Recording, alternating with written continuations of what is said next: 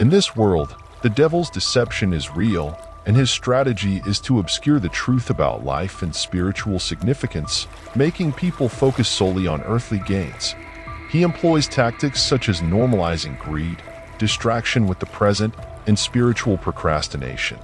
You will now see some Psalms that speak about this. In Matthew 6 verses 19 to 21, Jesus talks about not storing up treasures on earth, where moth and rust destroy, but rather storing up treasures in heaven. It speaks about not loving the world or the things in it because these things will pass away.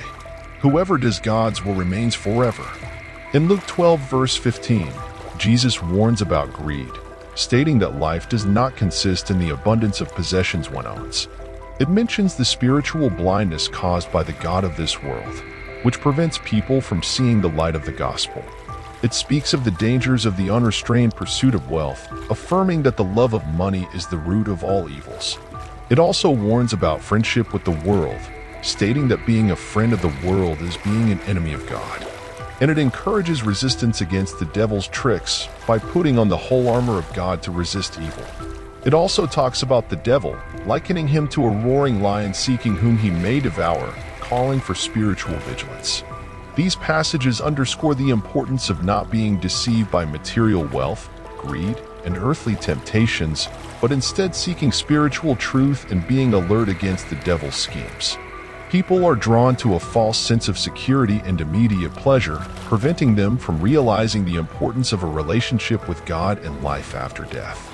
The devil aims to divert attention from spiritual realities, keeping people fixated only on the material world. Jesus warned about deception in the book of John, speaking about the devil as the father of lies.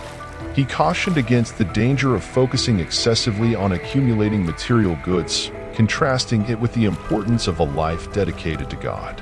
The devil's strategy is to delude people so they don't consider their mortality, leading them to live only for themselves and delay their spiritual quest. Excessive focus on the present and the relentless pursuit of material things serve as warnings against the importance of a relationship with God and life after death.